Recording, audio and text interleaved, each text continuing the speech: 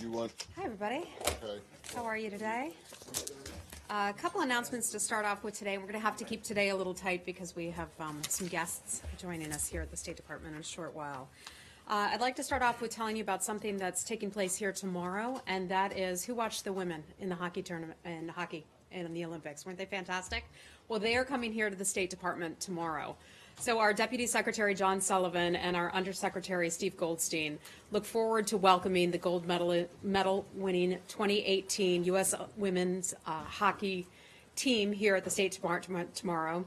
I'll be meeting with the team prior to a reception that we're hosting for them. They are coming here as a part of our overall sports diplomacy program, so we're really looking forward to hosting them. If anyone's interested in meeting them or talking with them, we might be able to facilitate that, so just let us know. Secondly, I'd like to mention the Secretary's upcoming trip to Africa. It'll be his first trip as Secretary of State to the continent. Secretary Tillerson will travel to Chad, Djibouti, Ethiopia, Kenya, and Nigeria from March 6th to the 13th.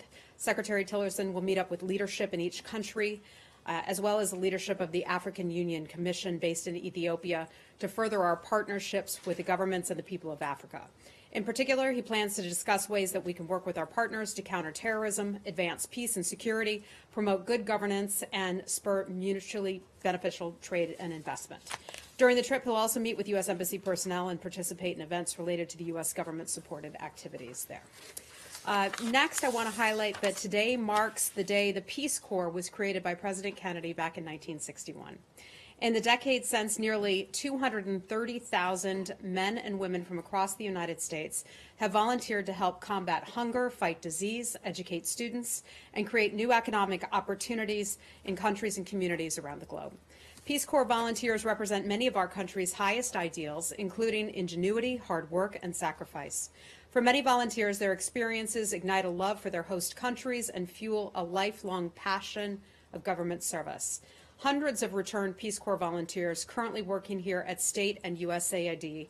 Our department is just one example of how volunteers continue to serve their country after they return. Many of you have met my colleague Ellie. He was a Peace Corps volunteer. I can't remember where, but somewhere he was. So thanks to all our Peace Corps volunteers who continue to serve here at the State Department.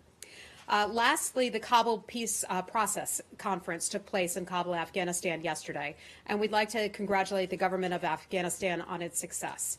The meeting represented a historic step forward in demonstrating the resolve of the Afghan people to commit a peace process that brings an end to the war with the Taliban. President Ghani made clear in the speech that if the Taliban wants peace in Afghanistan, the door to that is open.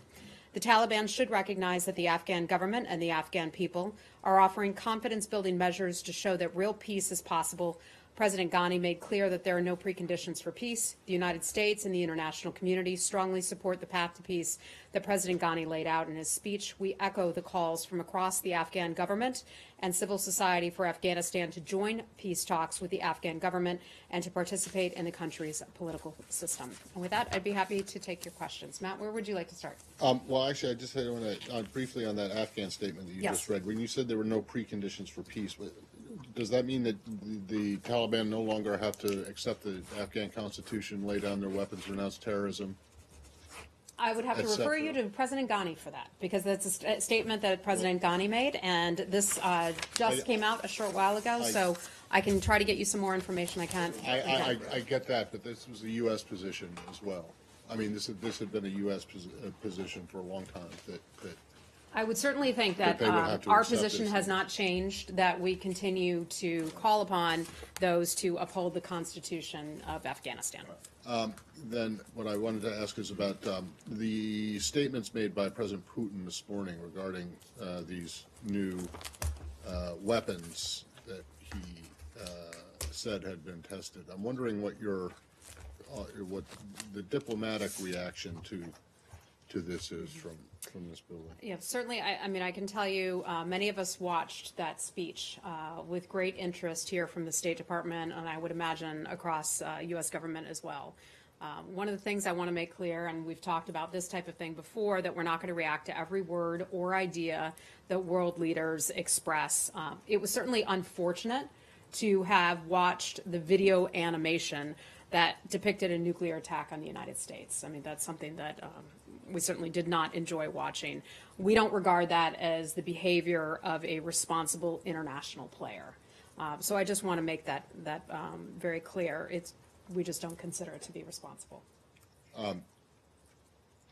So you are reacting to you say you're not going to react to, but you feel you feel compelled in this case. Compelled to say, look, we saw it, and we don't think it's responsible. We don't think that kind of imagery, seeing the portrayal in a cheesy video of that kind of attack being conducted on the United States as being a responsible action. Okay. Can I ask your forbearance to, there's an issue with some of our Japanese colleagues who've got a very tight time schedule. They want to ask about North Korea. Certainly. Can I ask you to go to them? Sure. Thanks. Where are our Japanese colleagues back there in North Korea? Is he gone? Did he leave? Yeah.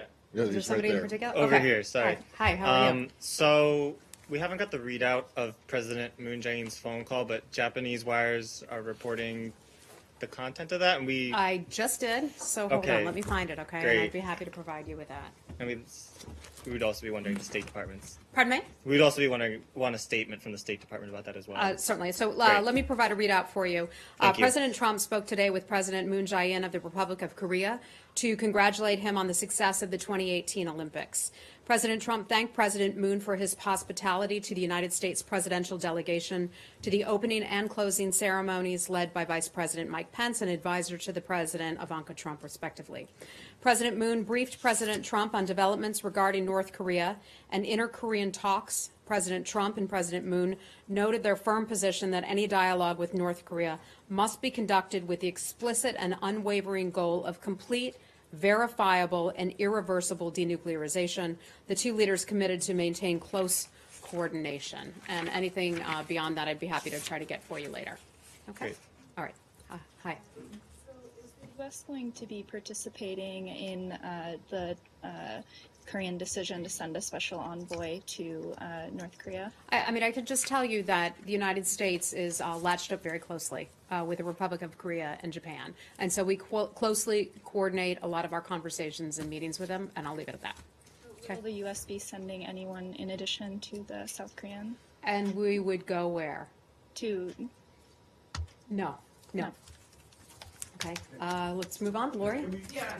Several questions. Hold on 1 second. What's that, Arsha? Hi, Shada. All that you commented on with regard to President Putin's statements really had to do with the animation and not with what is the fundamental issue. Hold on. Which is, I have more on that if you'd like. Oh, yeah, I would. Matt paused and deferred to our Japanese friend. So, now we're going to Kurdistan? So if we want to go back to happy to go President, anywhere you want. if we want to go back to Putin, we can do that. Okay. Oh goodness. Okay. I mean, we're looking for a statement on North Korea. I mean, South Korea sending an envoy to North Korea. If that's all right with you. What is the State Yes. Department's? So I think I just answered the question here Right. from Alicia. That is, the United States is latched up very closely with South Korea. We have many conversations with our ally. Those conversations continue. We have a broad range of conversations with them. We share the principle of the denuclearization and the complete and verifiable denuclearization of the Korean Peninsula, and that hasn't changed. I'll just say that we are in close contact with them. Thank you so much. Okay, you're so welcome. Okay, hold on. Back to, do you have something on North Korea? No. Okay. All right, let me go to Arshad. We're a little disorganized today. Okay, So Arshad, go ahead. You responded to the broadcast of an animation, Correct. which is after all a cartoon, but not to the substance, which is Russian claims of having new weapon systems that could threaten the United States. So can you respond to that? For Yes. example, is it not the case that at least one of these weapon systems has been under development or was under development many decades ago and then went away? Okay, let me Yeah. start with that. That is certainly a concern of ours. President Putin has confirmed what the United States government has known for a long time, that Russia has denied prior to this, that Russia has been developing destabilizing weapon systems for more than a decade in direct violation of its treaty obligations. President Trump understands the threats facing America and our allies in this century and is determined to protect our homeland and preserve peace through strength. U.S. defense capabilities are and will remain second to none. We have a new defense budget that's over $700 billion. We believe that our military will be stronger than ever. The President's nuclear posture review addressed some of this. It made it clear that we're moving forward to modernize our nuclear arsenal and ensure that our capabilities remain unmatched. Can you read the first sentence again, which I didn't quite understand? Yeah. Sorry, what? Can you read the first sentence again, Sure, which I didn't understand? President Putin has confirmed what the United States government has long known, but which Russia has denied previously. Russia has been developing destabilizing weapons systems for more than a decade in direct violation of its treaty obligations. And which treaties is it violating? Some of these that are not in compliance would be the INF treaties. That's an area of particular concern to us. Since 2014, they've not been in compliance with that. They've been developing intermediate-range ground-launched cruise missiles in direct violation of the INF treaty. What are you going to do about that? That is not for me to say what the United States is going to do about that. We continue to have conversations across the various agencies and departments in the U.S. government. Is there an indication that those weapons that they showed today are actually operational? That's not something I'm able to answer. Some of those would be intelligence matters. Some of those would come out of the Department of Defense. But I mean, but these weapons, like you said, that confirm what we've long been known that he's developing. But do you believe that they've actually developed them, or they're still in the development process? You know, some of this is new information that we are seeing today. Some of this is information that we've been tracking for some time. Some of this information the United States government will not be able to publicly provide to you, and that's part of it today. Okay? Hi, Does the Rich. Secretary plan on speaking with Foreign Minister Lavrov specifically in regard to this morning's speech? And does this morning's speech change at all the U.S. attempt to try to work with Russia in certain areas or change this relationship, or is this seen as sort of election year politicking on his Well, part? I think you have to consider the audience that Putin sat before today when he made that announcement, and consider the fact that it's basically his equivalent of our State of the Union address. We also would note that there is an election that's coming up. So we think he was playing to the audience, certainly. In terms of Secretary Tillerson and whether or not he plans to speak with him about it, that I'm not sure. This is something that we have many conversations with the Russian government, not just here in the United States between the Secretary and his counterpart, but with other officials as well. Okay? Lori, let's move on. Yeah, Okay. on another aspect of Russia which Kurdistan is interested in, General Votel said Tuesday that Russia plays both fireman and arsonist in Syria. Is that a position you would agree with? Yes. I mean, I think I've been pretty clear, as has the Secretary, about Russia's responsibility in Syria. Russia has a responsibility to stop Syria and to stop aiding Syria in attacking its own people. We look at the situation in eastern Ghouta today, since there was the UN ceasefire that was voted upon unanimously on Saturday. On Saturday. And the fighting continues. They are continuing to kill innocent civilians. We have seen more than 100 people die since Saturday alone. This ceasefire is clearly not working. Russia has called for these joke-like humanitarian corridors. Russia needs to just do what the United Nations had agreed to and voted on, and that is a countrywide ceasefire. This is not working. Russia's responsible for this in part because they continue to train and equip and work with the Syrian government. We've been watching that very carefully. It's a tremendous concern of the U.S. government. And he said that there needs to be more pressure on Russia to, do the right thing in Syria. Are you thinking of anything now that would constitute pressure on Syria that General Votel said was necessary?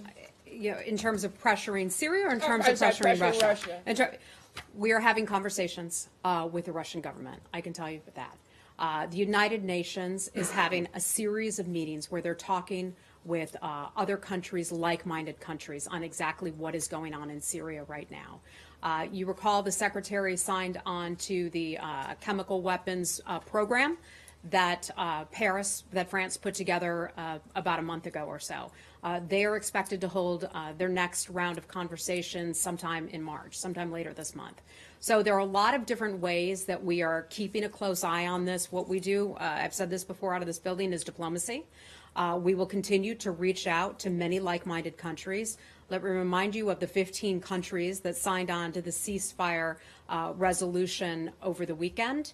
We're having lots of conversations with those countries that share our concerns. Thank you. If I could just ask you about Iraq, the Parliament passed a resolution. Hold on. Let's stick with anything related to. You mentioned something hold on. about a joke Excuse me. humanitarian corridor. Is it? Yeah. Okay. Let's talk about that. Let's So- stick on and Syria you- for right and now. you're saying that the ceasefire is not holding? I think I just So said what- the I ceasefire is understand. So clearly not what are you working. proposing? And here's the thing. This idea of a so-called humanitarian corridor, which is a narrow little banner that if you look at the video that you see on TV, people aren't using that. Why are people not using that? Well, it didn't work in Aleppo very well, did it? People are afraid to use it. They're afraid if they try to leave eastern Ghouta that they could be conscripted into working with Bashar al-Assad, that they someday may not be able to go home or they could be killed. People are fearful of that. That does not go far enough. The idea that Russia is calling for a so-called humanitarian corridor, I want to be clear, is a joke. What needs to happen instead is a nationwide ceasefire that was voted upon unanimously at the United Nations last Saturday. 15 countries supported it. Let me remind you, so did Russia. So did Russia. I want to be clear also that there are a few exemptions to that ceasefire, so no one tries to parse my words. Al-Nusra, Al-Qaeda, and ISIS, those are the exemptions. Anything else on Syria? How about I think Saeed's question here is what is the United States going to do about it? Because so far, as you said, the ceasefire hasn't held. Right. It has never even been implemented. You know, beyond just talking to people about it, is the United States going to take action? Well, again, what we do in this building, we do diplomacy, okay? We have conversations with countries all around the world, and that's exactly what we're engaged in. Ambassador Haley at the United Nations is doing her part at the United Nations. We're doing our part here out of the State Department. We're engaging in talks with the Russians in Geneva, the State Department is. We are investigating various mechanisms that would hold Russia and the Syrian regime accountable for using chemical weapons on its own people. We have talked about the OPCW and their role in identifying substances that were used. What about sanctions on, Hold on, what about Elise, sanctions? let me finish because you were asking me a question about some of the things that are being done. There are other mechanisms in place. Paris, I mentioned. The accord, the agreement that Secretary Tillerson and 25 or 26 other countries signed on to. We have a new member just as of yesterday. I'm trying to remember if it was Norway or the Netherlands. Let me get back to you on that. There is that.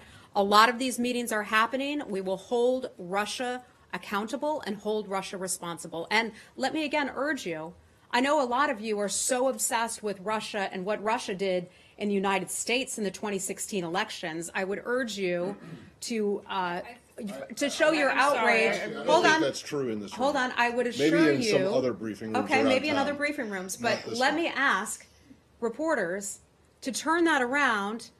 Fine to ask about Russia's role in influencing or trying to influence the 2016 elections. But look at Russia and what it's doing in killing people in Syria. I would urge you to do that. I mean, I'm sorry. I think that everybody in this room is asking about that and talking about that, and I reject your assertion that everybody in this room is obsessed with. I don't the think I 2000 said everybody in this room is obsessed, but in Okay, in well, general. it's just not. It's In just general. germane to the Question about that questions. topic? You haven't It's gotten not one germane to question the about- question at hand. And the question at hand is, what is the U.S. going to do to hold Russia accountable when in the past the U.S. has imposed sanctions on Russia for its actions in Ukraine? Are there sanctions not just for chemical weapons, but are there sanctions being considered for supporting the Syrian regime for its barrel bombing of civilians in eastern Ghouta? You know we never and elsewhere? forecast sanctions, but I can tell you there are a lot of options that are now being considered. You're talking about countrywide ceasefire. Should that include Turkey in the north? We have talked about this in the past. We talked about this on Today, Tuesday. I mean, today you're calling for a countrywide ceasefire. Should this Yes. include Yeah. Turkey? That- Should Turkey cease all military operations? We look at the entire part of the country, and that's what was called for, a ceasefire throughout the country. You went out, you spoke about that at length on Tuesday, right? Correct. Yes, I did. Turks have, for 2 days running, said that you should read the resolution, and they've rejected your interpretation. Okay, You let have me, a comment on that? let me go back and read the resolution one more time. I think I was pretty clear, and I think you all understood it as well, that the resolution calls for, and this is the UN resolution, it affirms that the cessation of hostilities shall not apply to military operations against the Islamic State in Iraq and the Levant, ISIL, also known as Daesh, Al-Qaeda and al-Nusra Front, and that other individuals, groups, undertakings, and entities associated with Al-Qaeda, ISIL, and other terrorist groups as designated by the Security Council. So I think that the United Nations and the resolution is pretty clear, and that speaks for itself. I'm still considering. Okay, let's move on. Okay, go ahead. All right. So, just to go back to the Russian missiles for a minute. As you say, Putin seems to have confirmed that he's developing these weapons that would breach the various treaties, including the INF treaties. The United States is also modernizing its nuclear arsenal. Do you still consider yourselves bound by these treaties that Russia apparently has already broken? We are in compliance with the treaties. You're in compliance currently, but you intend to remain within the compliance? I'm not aware that we certainly would intend to remain in that. I'm not the arms control and verification expert, so if you want a deeper dive on that, I can certainly put. Whether you. Pardon me? It's a matter of policy. Diplomatic policy, whether you remain in the treaty or not. We believe that we remain in the treaty. Okay. Thanks. Who is the arms control expert? We have our AVC bureau. Right. There are Who's experts Who's there. the undersecretary? The cute man. Okay, let's move on. I'm sorry. Your name is? Alexander Kristenko, Russian TV. I'm still considering negotiations with Russia on global security issues, in nuclear arms issues, after today's announcement. So your question is, would we cut off conversations and negotiations? I mean, do you change something in your attitude toward this? Well, look, it's certainly concerning to see your government, to see your country put together that kind of video that shows the Russian government attacking the United States. That's certainly a concern of ours. I don't think that that's very constructive, nor is it responsible. I'll leave it at that. Okay? The United States. It was not attacked in the United States. It was 2 missiles sent to different directions. Why do you say that they are taken? Sorry, I'm from Russia. You're from Channel Russian 1 TV too. Russia. Yes, Okay, yes, sorry. okay. Enough said then. I'll move on. Sorry, what does that mean? What does what I mean, mean? they're not officials of the Russian government. They're just asking a question about Russia. Oh, really? Okay. Well, we know that that RT and other Russian news or so-called news organizations are funded and directed by the Russian government. So if I don't have a whole lot of tolerance. Heather, can I just ask you one thing about the video? Yes. This video that you're talking about, Yes. the cartoon. Excuse me. As I understand it, and I could be wrong, the video that was played doesn't actually show the missiles hitting anything.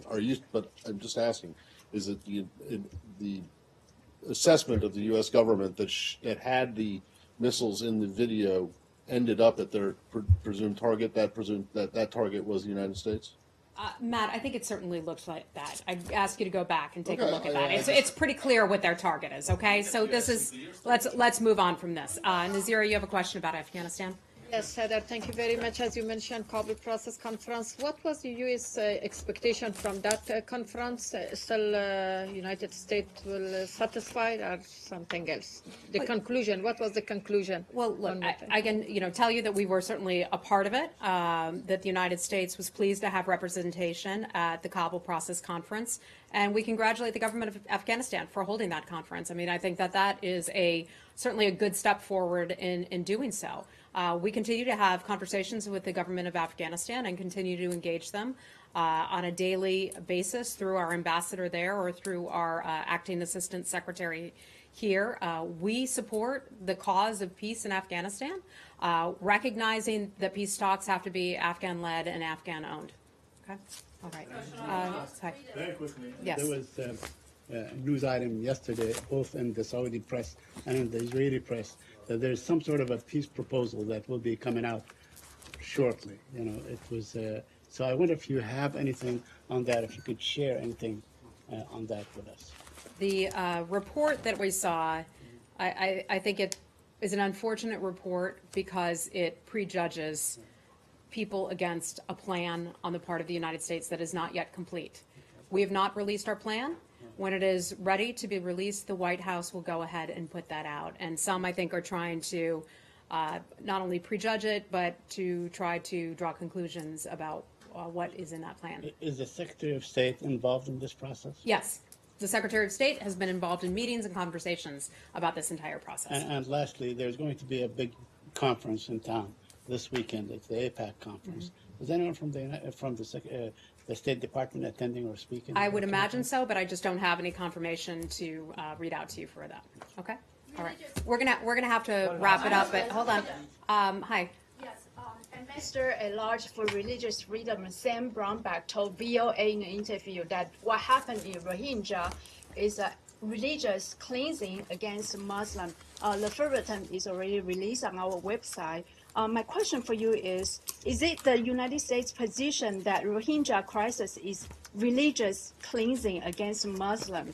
And secondly, is religious cleansing now a new category that the U.S. would imposing sanctions? Thank you. So part of your question, is that a new category? No, there is not a new category that would include that. The Secretary had defined this after taking a very close look at this as ethnic cleansing. It is a long road to making those sorts of determinations, getting a lot of information and evidence that we have to compile. The Secretary made that determination back in the fall. I have a question on Iraq. Yeah. Hi, Lily. Burma has increased its troop presence on the border with Bangladesh. Bangladesh is opposing it. Do you have anything on that? Bangladesh has opposed the presence of additional troops for the Burmese on the border. Yeah, I can just tell you that we're watching that carefully. I can certainly understand that that would be a concern of the government of Bangladesh, but we're watching that one closely, and that's all I have for you. Okay.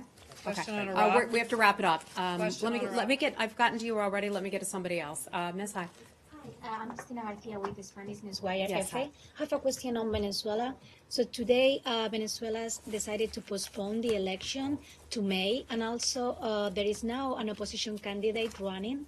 I want to know if does it affect the sanctions that the United States is considering, and if you have some update on those sanctions. When will they come, before the election, after the election? I know you don't forecast sanctions, but Yeah, so I'm not going to have anything for you on the sanctions. I can just tell you that we're considering a lot of different economic and diplomatic options in dealing with Venezuela, and hopefully its return to its constitution, as we have watched the situation deteriorate in Venezuela over the past year or so. We have said we're considering all options to restore democracy to Venezuela, including individual and potentially financial sanctions. what about the election that has been postponed? Does the United States like this step at little? Last I had known, the election was set for April the 22nd, I believe. So you're saying it's been pushed from Yes, there? for May. Oh, Now it's okay. in May. All right. I had not heard that, so my apologies. I'll see if I can get anything more for you on that, okay? Heather, All right. can we stay in WHA for a second? I just want to ask you, this is a bureau that over the course of the last couple of weeks seems to is losing a tremendous amount of institutional knowledge and experience, the latest being Roberta Jacobson announcing her resignation today, effective in a month or so. But this is after your ambassador in Panama and Tom Shannon also announced their plans to resign. I'm wondering if there's concern in the building about WHA and the loss of knowledge and experience there. Yeah. So you're referring to our ambassador, Roberta Jacobson, who serves in Mexico. She's been with the State Department for, I believe it was 31 years. And if you look at the amount of time that many of these individuals have invested in their careers at the State Department, her 31 years, Ambassador Joe Yoon was, I believe it was 30-some years. Undersecretary Tom Shannon was, I think it was 35 years. That's a tremendous amount of time to be working in any one industry, building, service, government agency, or department. People choosing to retire for personal reasons, and that's perfectly fine with us. We thank her for her service. She has certainly done a tremendous job in representing U.S. interests with the government of Mexico. We thank her for that, but when people choose to retire and have noticed that they've all served for about the same period of time, it is not uncommon that people will eventually choose to move on. Well, yeah. That's not my question, but I mean, the three people in the careers that you just mentioned, that's 95 years cumulative experience. And my question to you was not, ambassador, people move on, yes, but I'm wondering if there is any concern at all, the seventh floor, that this region in particular, WHA, is losing such a huge wealth of talent and experience. You don't have an assistant secretary, even nominated. You have an acting one, which is okay. And the president gets to choose ambassadors. That's his prerogative, and that's fine. But I'm just wondering more broadly, regardless of the reason for their departures, if there is some concern that WHA, which the United States is actually in this region, right? So these are our closest neighbors. If there's a concern that that you're losing this amount of experience. No, I mean, we are thankful for their service. They have served our country and this department with dignity and with distinction, and we are grateful to them for that. We have a tremendous number of qualified, good people who are here in this building who work for us every day, all around the world. And it doesn't mean that just because there are a few people sitting in the bureau or a few people out at post doing those jobs, that there aren't other experts. You all may not know their names. It doesn't mean that they don't exist and they aren't excellent at their jobs. There's also the fundamental belief that people should be promoted in their careers. And we look to the future generations of people who are younger in this department to be able to bring them up through the ranks and take over these positions. Do you want somebody around forever? I'm all in favor of youth. That's wonderful. Remind me again who the nominees are for Mr. Feely and Ambassador Feely in Panama. Who's been nominated to replace him? Who's been nominated to replace Ambassador Jacobson? Who's been nominated to replace Undersecretary Matt, Shannon? I would refer you then to the White House for those nominations. You know very well where nominations come so from. if you're interested in promoting the youth and the experience or mid-level people who should go into then one would think that you would have replacements in line. And Matt, you well know that some of these are political positions and some of these are career positions, and we work every day to find the people who are the best fit for those positions. The point is that people are not, I think there would be less concern, well, according to you, there's no concern at all that these people are leaving, but there would be less concern from people on the outside who do think that this is an issue if there were people in line to replace the people who are leaving. And the fact just because you're not aware of it does not mean that that does not exist. Okay. They haven't been nominated. Okay. There are people in mind and in line for those types of positions. Perhaps you've just not heard about it yet. Okay. We've got to go. I have a question on Iraq, Heather, please. I will talk to you after the briefing. briefing. No, the Iraqi parliament voted Wednesday to call for a timetable for the Iraqi